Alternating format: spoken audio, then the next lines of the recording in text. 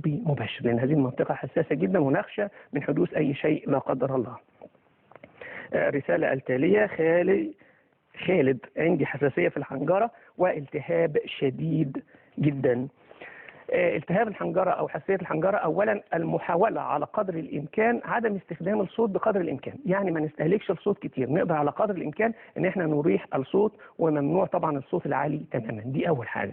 الحاجة الثانية البابونج والميرامية، وإحنا قلناها من قبل لتطهير الفم ولإزالة رائحة الفم، هنقولها تاني برضو لالتهاب الحنجرة. هي عبارة عن 5 معالق من البابونج، 5 معالق من الميرامية على 3 كوب ماء كبير، هتغلى لمدة 10 دقائق ثم تصفى، ونستخدمها غرغرة. في حالة بقى الحنجرة هنستخدمها غرغرة 4 مرات يوميا. في حالة إزالة رائحة الفم وتطهير الفم بنستخدمها مضمضة 4 مرات يوميا. دي من الأشياء الطيبة جدا. هنزيد عليها حساسية الحنجرة عن هذه الوصفة استنشاق بخار الماء بالخل.